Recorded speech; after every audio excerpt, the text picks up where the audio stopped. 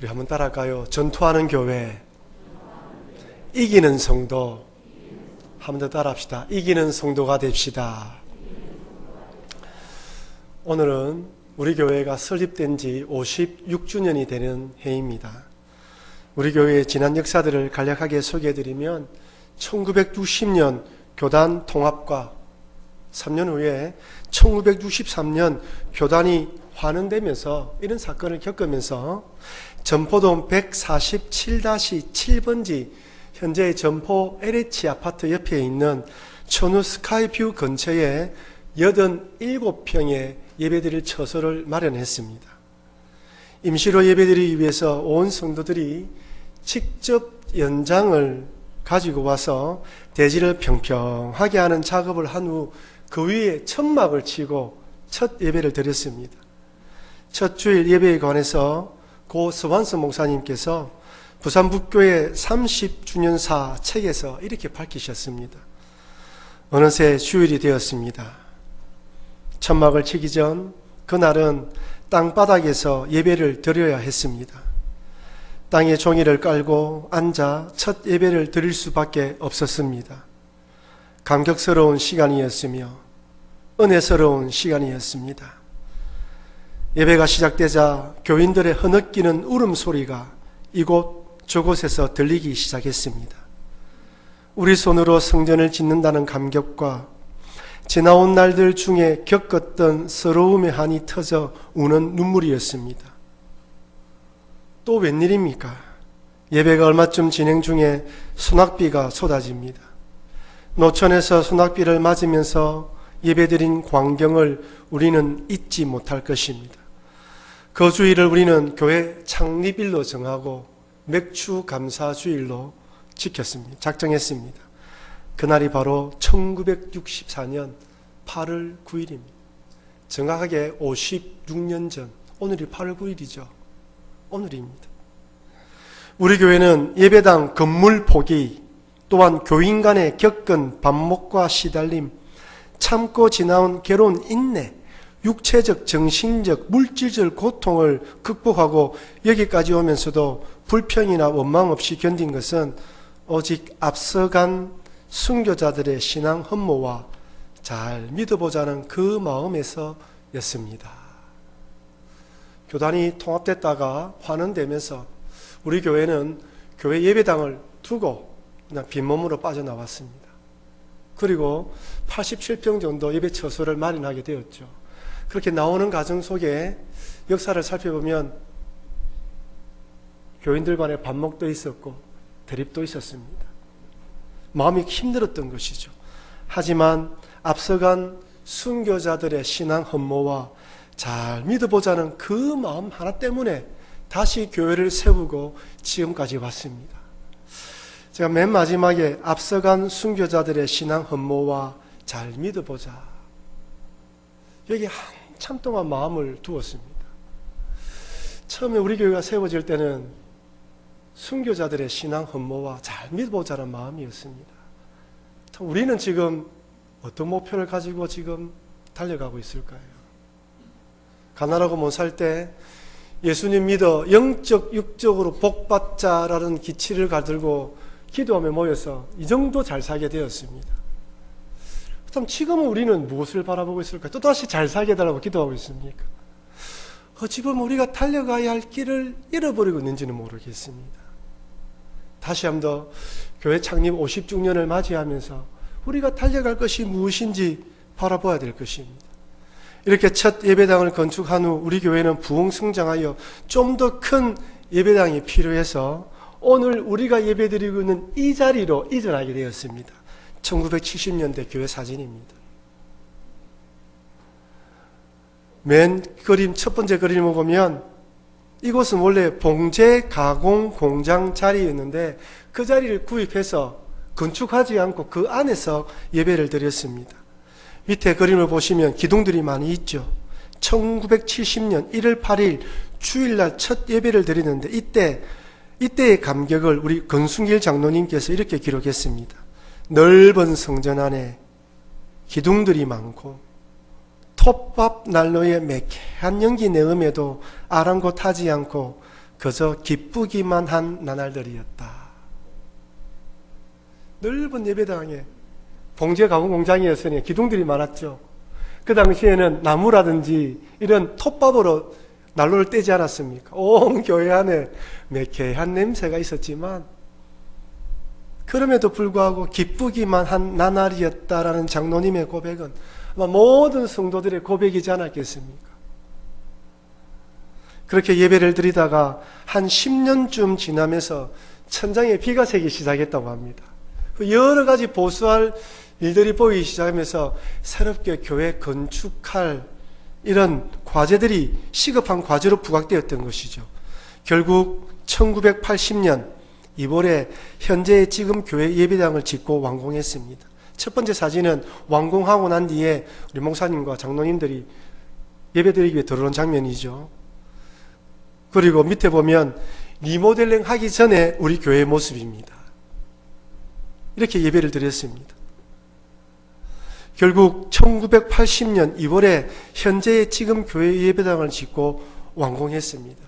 그다음 여러분, 이 본당 리모델링 공사는 언제 했을까요? 2001년, 거의 20년 전이죠. 2001년에 본당 내부를 지금처럼 리모델링 했습니다.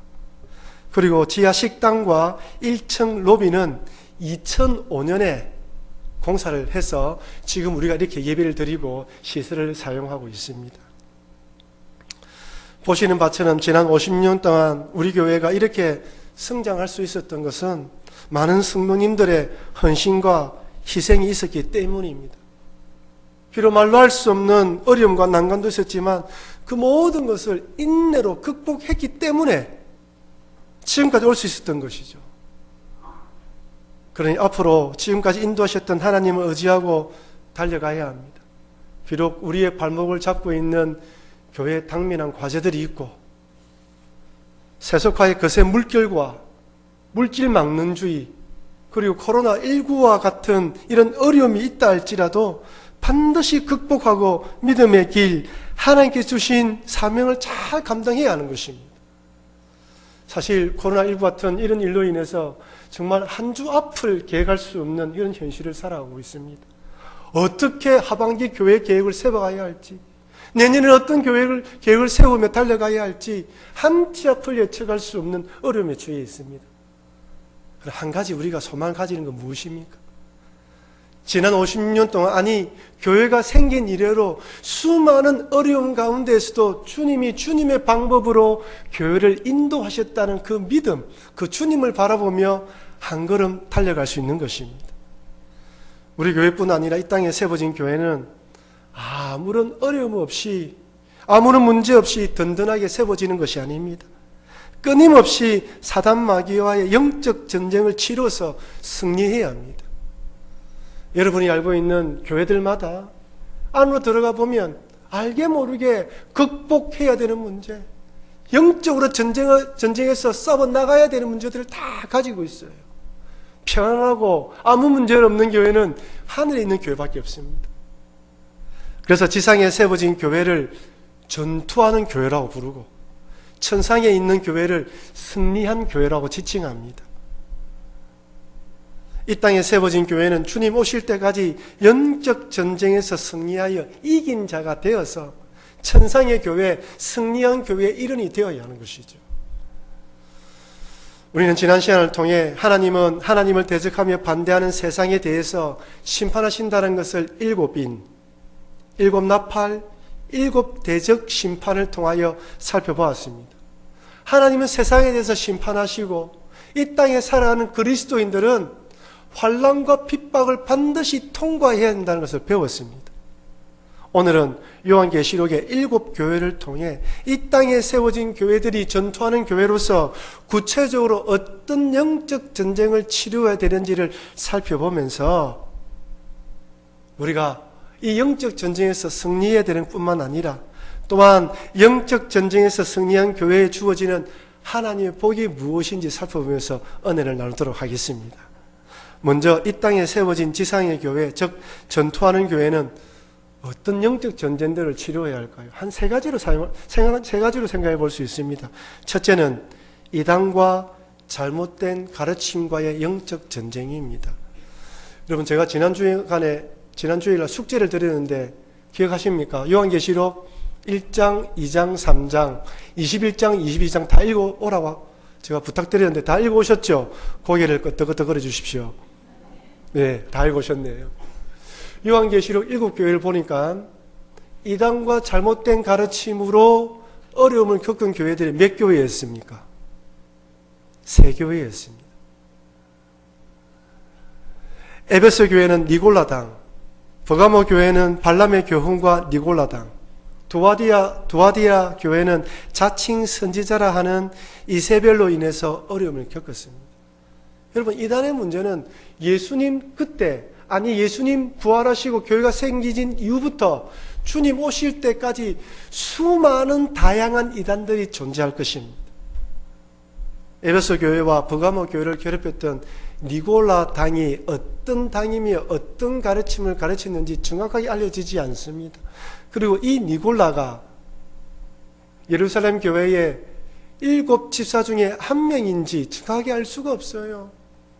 어떤 사람은 이 니골라는 7 집사 중에 한 명이었는데 원래 이 사람은 헬라 사람으로서 안디옥 출신의 헬라 사람으로서 유대교를 믿다가 예수님을 믿다가 나중에는 영지주의로 빠진 이단으로 생각하는 사람도 있어요.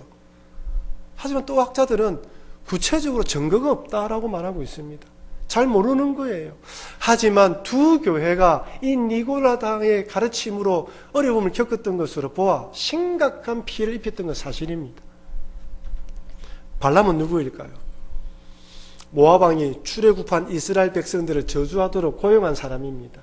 하지만 하나님께서 발람에게 이스라엘 백성들을 저주하지 말라고 이야기를 하자 발람이 발락의 돈을 받고 이스라엘 백성들을 넘어뜨린 비법을 전수해 줍니다. 요한계시록 22장 14절 말씀 우리 같이 읽겠습니다.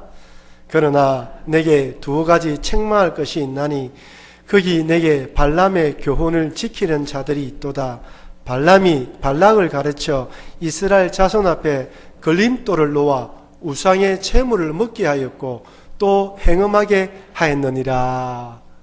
즉 발람은 발락에게 이스라엘 백성들이 오면 그 길목에 우상으로 제물을 드리면서 여인들을 동원하여 넘어지게 하라. 미인계를 쓰게 만들었던 것이죠. 그 일로 인하여 이스라엘 백성들이 그 여인들과 음행을 범하고 우상 숭배를 했습니다. 아마 그때 일을 떠올리면서 교회 안에 예수님 믿어 구원받았으니 도덕적으로 또한 율법적으로 지킬 필요가 없다. 네 하고 싶은 대로 살아라 라고 이야기하며 가르친 자들이 생겨난 거예요. 발람의 가르침을 그대로 가져온 거예요. 여러분, 우리가 예수님 믿고 구원받았지만 하나님의 말씀을 순종한 이유가 무엇입니까? 구원받은 백성으로서 하나님 백성답게 살아가기 위해서 순종하는 거예요. 구원받았기 때문에 아무렇게 살아라고 우리에게 구원을 주신 것이 아닙니다. 이것은 북이스라엘의 이세벨의 가르침도 동일합니다. 북이스라엘의 아합 왕의 왕비였던 이세벨은 아합과 결혼하면서 자기 나라에 섬기던 바알과 아세라 목상을 가지고 와서 북이스라엘 온 지역에 우상을 섬기도록 만들었습니다. 그러니 발람과 자칭 여선지자라고 하는 이세벨은 우상을 섬기고 조장하도록 만들었던 거예요. 여러분, 어느 날에도 참으로 많은 이단들이 있죠. 제가 생각하기엔 이단을 한 두 분류로 크게 나눌 수 있을 것 같습니다. 첫째는 교리적으로 심각한 문제를 일으키고 있지만 사회적으로, 윤리적으로는 좀 이 세상에 덜 악하게 영향 미치는 이단들이 있어요. 제가 생각하기엔 안식교 같습니다. 안식교는 주일이 아닌 토요일 날 예배를 드려야 되고 그 다음에 지옥의 존재를 믿지 않습니다. 선하신 하나님, 사랑의 하나님이 어떻게 지옥을 만들어 놓냐라고 주장하는 것이죠. 근데 여러분, 우리들이 왜 토요일 날 안식일이 아닌 주일날 예배를 드립니까? 예수 그리스도가 십자가에 달려 돌아가시면서 주일날 부활하심으로 우리의 구원의 사역이 완성되었습니다. 물론 부활 성천하심으로 완성되었지만 주일날 부활하셨기 때문에 그 부활을 기념하여 우리가 주일날 예배를 드리는 거예요. 여러분, 하나님은 사랑의 하나님이지만 공의의 하나님이십니다. 천국을 만들어 놓았기 때문에 공의로 지옥을 만들어 놓으셨어요. 그래서 예수님은 공간복음에서 곳곳에서 지옥을 언급합니다. 누가복음 12장 5절 우리 같이 읽어보겠습니다. 마땅히 두려워할 자를 내가 너희에게 보이리니 곧 죽인 후에 또한 지옥에 던져 넣는 근세 있는 그를 두려워하라. 내가 참으로 너희에게 이르노니 그를 두려워하라. 여기 근세 있는 그를 할 때 그는 누구입니까? 하나님입니다. 지옥에 던져 넣을 근세가 있다는 거예요. 하지만 또 이런 이단들과는 달리 심각한 교리 문제와 함께 사회 윤리적으로 악영향을 미치는 이단도 있습니다. 그 대표적인 것이 안산홍의 하나님 교회와 신천지입니다. 안산홍의 하나님의 교회는 안식일과 유월절을 반드시 지켜야 구원받는다고 가르치며 1988년, 1999년, 2012년도에 주님이 재림하신다면서 시한부 종말론을 주장했습니다. 근데 세 차례다 주님이 오시지 않자 이번에는 하나님께서 종말을 멈추고 우리에게 기회를 주었다라고 변명을 늘어놓았어요. 그리고 그 이후로 지금까지 다시는 종말론의 이야기를 하지 않습니다. 하나님의 교회를 이끌었던 안산홍 씨가 죽자 이번에는 그의 아내 장길자 씨가 어머니 하나님으로 등장했습니다. 아버지 하나님이 죽자 어머니 하나님이 등장한 거예요. 제가 이 두 분 사이에 자녀가 있는지는 모르겠지만 만약 장길자 씨가 죽으면 자녀가 있다면 내가 아들 하나님이다, 딸 하나님이다라고 등장하지 않을까 싶은 생각이 드는 거예요. 이들이 얼마나 악영향을 미치냐면 부부가 결혼해서 한 명의 교회를 오면, 자기들 교회를 오면, 만약에 남편이 반대하면 이혼하라고 강요합니다. 재산을 팔고 자기 단체에 들어오라고 강요를 해요. 여러분, 신천지는 어떻습니까? 여러분, 신천지 찬양곡 봤습니까? 한번 보십시오. 뭐라 되어 있습니까? 만이왕을 기쁨으로 맞이하라. 밑에는 보면, 오늘 나신 만이왕께 찬양하며 경배하라. 여러분, 더 이상 제가 할 말이 없습니다. 신천지 교인 14만 4천 명이 참여한 신천지가 온다고 주장했는데 여러분, 이번에 코로나19를 통하여 신천지 교인들이 몇만 명으로 보도되었습니까? 30만 명으로 보도되었어요. 14만 4천 명의 2배가 넘는 숫자입니다. 그렇다면 신천지가 와야죠. 그러니까 하는 말이 30만 명 중에 가짜가 너무 많아서 아직까지 14만 4천 명이 차지 않았대요. 그래서 시험을 칩니다. 여러분, 그 공부에 패스하려면요, 일주일에 3번에서 4번까지 모여서 공부를 해야 되고, 그 시험을 마쳐야 되고, 그 시험을 통과하지 않으면 전도를 해오든지 헌금을 많이 드려야 됩니다. 우리 교회에서 가르치는 성경 공부에 비하면 아무것도 아니에요, 우리 하는 거는요. 이렇게 주님 오실 때까지 이단의 잘못된 가르침과 또한 이단들로 미혹하는 자들이 생겨난다는 것을 제가 2주 전에도 말씀드렸고, 그래서 주님께서 미혹되지 말라고 조심하라고 당부하는 것을 알 수 있습니다. 그렇다면 어떻게 하면 이 미혹되는 것이 미혹되지 않을 수가 있을까요? 베드로후서 3장 17절 18절 이렇게 말씀합니다. 우리 같이 읽겠습니다. 그러므로 사랑하는 자들아, 너희가 이것을 미리 알았은즉 무법한 자들의 미혹에 이끌려 너희가 굳센 데서 떨어질까 삼가라. 오직 우리 주 곧 구주 예수 그리스도의 은혜와 그를 아는 지식에서 자라가라. 영광이 이제와 영원한 날까지 그에게 있을지어다. 아멘. 미혹에 빠지지 않도록 어떻게 하라고요? 우리 주 곧 구주 예수 그리스도의 은혜와 그를 아는 지식에서 자라가라고 말합니다. 오직 바른 진리의 믿음 위에서 자라갈 때 모든 영적 전쟁에 승리할 수 있어요. 여러분, 죄송하지만 앞으로는 교회만 왔다 갔다 하시는 분들은 핍박과 박해 가운데에 신앙을 지키지 못하는 시대가 와요. 내가 믿는 예수 그리스도에 대한 확실한 믿음이 없는 자들은 미혹에 넘어지는 시대가 올 수 있다는 거죠. 그래서 이것을 미리 알았은즉 주 예수 그리스도의 은혜와 그를 아는 지식에서 자라가라고 이야기를 하는 것입니다.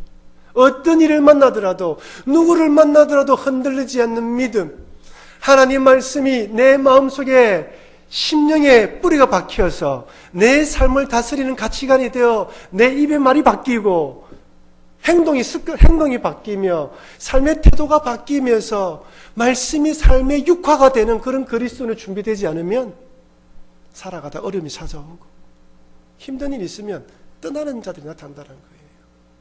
여러분들은 예수 그리스도의 그 믿음이 굳건히 서 있습니까? 그렇게 서 있기를 주의 이름으로 축원합니다. 그렇지 않으면 넘어가는 거예요. 둘째는 핍박하는 자들과의 영적 전쟁입니다. 계속 제가 반복해서 말씀드리죠. 예수를 믿는다고 어려움이 없는 것이 아닙니다. 여러분, 마지막 때에 북한이나 중국에만 핍박이 있는 것이 아니라 여러분들 삶의 터전에서 예수님이 있는 것 때문에 손해보는 일이 많잖아요. 경제적으로, 사람들 관계 속에서 어려움 많이 있습니다. 어찌 보면 이 땅에 살아가는 것 자체가, 예수님 믿고 살아가는 자체가 손해를 보고 핍박을 받아야 되는 것인지도 모르겠습니다. 지난주 살펴봤던 것처럼 요한계시록에서는 경제적 어려움과 순교에까지 당할 수 있다고 말하고 있습니다. 요한계시록 7교회 중 서머나 교회와 버가모 교회는 신앙 때문에 핍박을 받아서 순교자가 나왔습니다. 서머나 교회는 원래 우상 숭배가 강한 지역이 있는데 AD 70년에 예루살렘이 멸망하면서 유대인들이 서머나로 피신 왔어요. 유대인들 관점에서 예루살렘이 멸망할 때 도망친 그리스도인들이 얼마나 믿겠습니까? 그러니 로마 정부와 협력하여 그리스도인들을 핍박하기 시작했어요. 그 핍박 때 스무나 교회의 초대 감독이었던 폴리캅과 많은 성도들이 순교당합니다. 이것은 버가모 교회도 마찬가지입니다. 계시록 2장 13절입니다. 같이 읽겠습니다. 내가 어디에 사는지를 내가 아노니 거기는 사단의 권자가 있는 데라. 내가 내 이름을 굳게 잡아서 내 충성된 증인 안디바가 너희 가운데 곧 사단이 사는 곳에서 죽임을 당할 때에도 나를 믿는 믿음을 저버리지 아니하였도다. 여기 버가모는 스무나에서 104km 떨어진 내륙도시로서 상업과 무역이 발달된 부유한 도시였어요. 하지만 제우스, 아테네, 디오니소스의 신정과 함께 왕궁이 자리 잡고 있는 우상 숭배의 도시고 황제 숭배의 도시였습니다. 그러니 당연히 핍박이 있겠죠. 오늘 본문에 나와 있는 안디바가 어떤 사람인지 구체적으로 성경에 언급되어 있지 않지만 교회 전승에 의하면 이 사람은 버가모 교회 초대 감독으로서 도미티아누스 황제의 대핍박 때 황제 숭배를 거부하다가 벌겋게 달구어진 놋새 황소 위에 앉혀져서 불태워 순교당했다고 기록되어 있습니다. 고난과 핍박이 있다는 것이죠. 마지막 세 번째는 한번 따라합시다. 세상의 염려와 유혹과의 영적 전쟁입니다. 사대교회와 라오디아 교회는 세상에 영향을 주는 교회가 되어야 되는데 세상과 동화된 교회였어요. 그런데 두 교회의 공통점이 무엇인 줄 아십니까, 여러분? 두 교회 다 부유한 동네였고 잘 사는 도시였습니다. 그리고 핍박과 어려움이 없었어요. 사대는 옛 리디아 왕국의 수도로 정치 종교적으로 매우 중요한 도시였습니다. 일찍이 무역 거래가 활발해서 양털 가공업과 염색공업이 발달하여 경제적으로 큰 부를 축적했는데 사치와 향락의 도시였어요. 이런 곳에 교회가 세워졌다는 것은 분명 하나님의 은혜이지만 문제는 이런 사회적 분위기가 교회 안에 들어와서 세속화되어 죽은 자와 같은 신앙으로 변질되었습니다. 요한계시록 3장 1절 같이 읽겠습니다. 사대교회의 사자에게 편지하라. 하나님의 7영과 7뼈를 가지신 이가 이르시되 내가 내 행위를 아노니 내가 살았다 하는 이름을 가졌으나 죽은 자로다. 교회로 존재하고 신앙으로 예배드리고 있는데 주님 보시기에 야, 너 죽은 자야. 달란트 비유에서 한 달란트 받은 자가 있는 것도 빼앗기고 이를 갈면서 슬피 운다고 이야기를 하죠. 열 처녀 비주에서 다섯 처녀가 등불에 기름이 없어서 들어가지 못합니다. 살았다 하지만 죽은 자다. 라오디게아 교도 마찬가지죠. 라오디게아는 소아시아 내륙과 에베소를 연결하는 교통의 요충지였는데 무역과 함께 양모, 금융업이 발달한 부유한 도시였습니다. 하지만 자유분방한 도시였어요. 부유함과 자유분방함 어떻게 됩니까? 그러니 신앙의 열정을 잃어버리고 차지도 덥지도 않는 신앙은 변질해버렸습니다. 요한계시록 3장 15절 16절입니다. 내가 내 행위를 아노니 내가 차지도 아니하고 뜨겁지도 아니하도다. 내가 차든지 뜨겁든지 하기를 원하노라. 내가 이같이 미지근하여 뜨겁지도 아니하고 차지도 아니하니 내 입에서 너를 토하여 버리리라. 세상에 선한 영향을 끼치는 교회 성도가 아니라 세상의 영향을 받는 교회 동화된 성도가 되어버렸습니다. 살아서나 죽은 자, 뜨겁지도 차지도 않는 신앙으로 변질되어 버린 것이죠. 이것은 경제적 풍요로움과 함께 어려움 없이 신앙생활하고 있는 모든 자들에게 주시는 하나님의 경고의 메시지입니다. 경제적으로 부유하며 풍요로운 것이 약이 된 것이 아니라 독이 되어버린 것이에요. 그래서 예수님은 제자들에게 마음이 둔하여지지 않도록 경고하십니다. 누가복음 21장 34절 말씀 우리가 소리내서 한번 크게 읽어보겠습니다. 너희는 스스로 조심하라. 그렇지 않으면 방탕함과 술취함과 생활의 염려로 마음이 둔하여지고 뜻밖의 그날이 득과 같이 너희에게 임하리라. 아멘이죠. 스스로 어떻게 하라고요? 조심하라는 거예요. 이 구절에 대해서는 다음 주에 제가 더 자세히 설명하도록 하겠습니다. 스스로 조심하지 않으면 방탕함, 술취함, 생활의 염려로 신앙을 잃어버리게 된다는 거예요. 씨 뿌리는 비유에서 가시떨기에 떨어진 씨앗을 통하여서 이렇게 경고합니다. 마태복음 13장 22절 같이 읽겠습니다. 가시떨기에 뿌려졌다는 것은 말씀을 들으나 세상의 염려와 재물의 유혹에 말씀이 막혀 결실하지 못하는 자요. 말씀을 받았어요.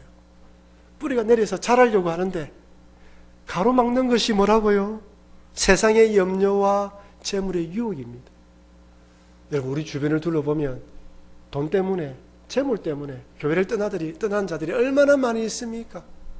처음에는 예수 믿으면 복 받는다고 생각하고 왔는데 내가 원한 대로 되지 않자 다른 종교로 가버리는 것이죠.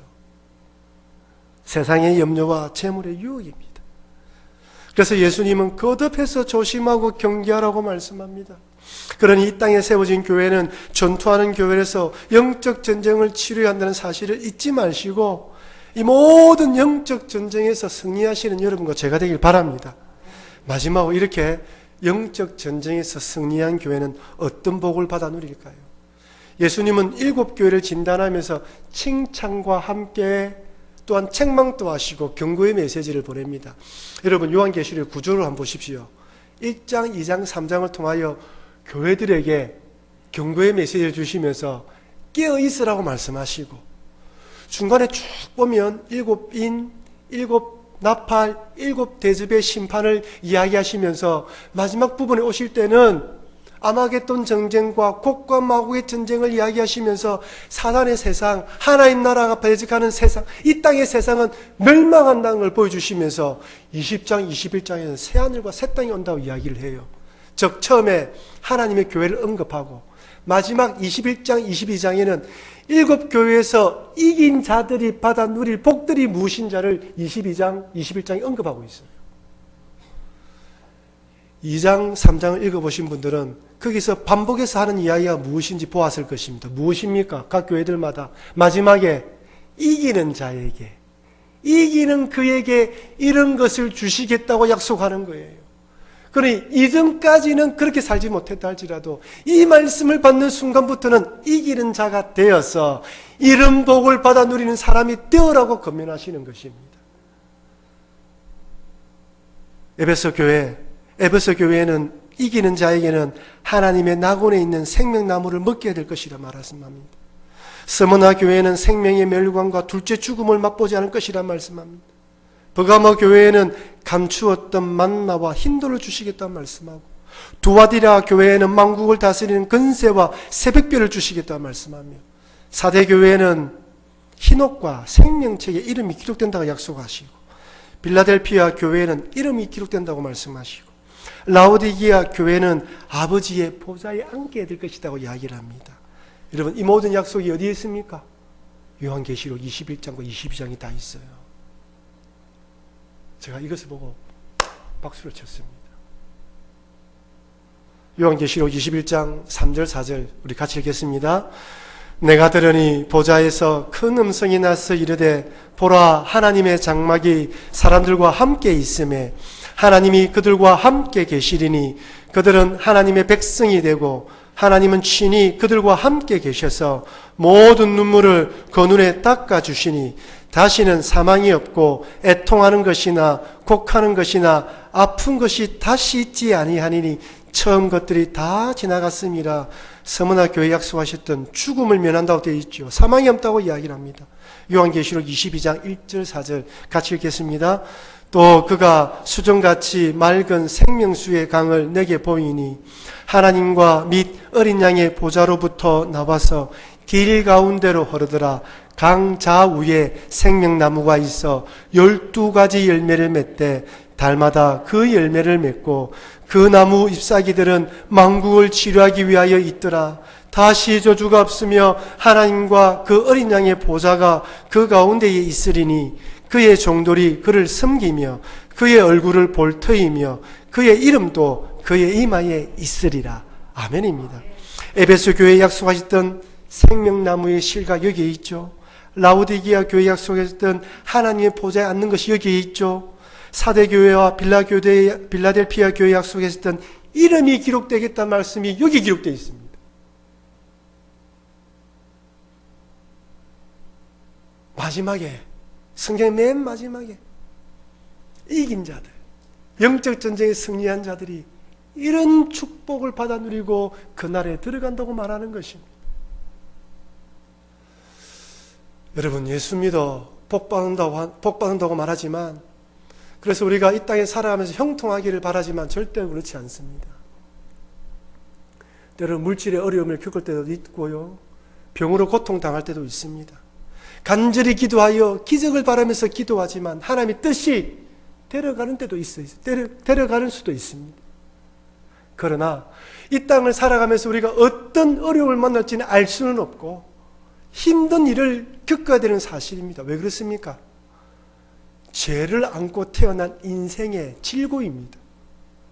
주님이 약속하신 것은 너희들이 어디에 있든지 무엇을 하든지 내가 너희와 함께 하겠다는 약속이에요. 어려움을 통과할 때는 손을 잡아주고 통과하게 만들어주되, 극복하게 할 때는 극복하게 하지만 그것을 통과해야 될 때는 내가 너와 함께 하겠다는 약속이 있습니다. 그러면서 우리에게 주신 참된 약속은 부활의 약속, 영생의 소망, 하늘나라의 소망입니다. 이 땅에서는 이 육신의 몸을 입고 그렇게 살아가고 힘들 수는 있지만 승리하고 이기면 모든 것을 벗어나고 그 나라에서 7교회에 약속하셨던 그 복들을 우리가 받아 누린다고 말씀하시는 것입니다. 사랑하는 성도 여러분, 이 땅에 세워진 교회, 구원받는 성도는 반드시 영적 전쟁을 치러야 합니다.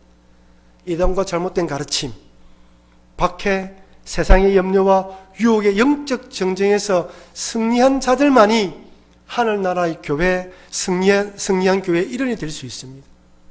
그러니 지난 56년 동안 우리 교회를 인도하셔서 여기까지 오게 하신 그 하나님께서 우리의 삶도 인도하여 그것으로 붙들어 주실 것이라는 믿음을 가지고 여러분 각자 앞에 있는 그 영적 전쟁 가운데 넘어지지 마시고 패배하지 마시고 쓰러졌다 할지라도 다시 주님 의지하여 일어나셔서 결국에는 이긴 자가 되어 약속하신 복을 받아 누리며 그 나라에서 승리한 교회 일원이 되셔서 하나님을 기뻐 찬양하시는 여러분과 제가 되길 주의 이름으로 축원합니다.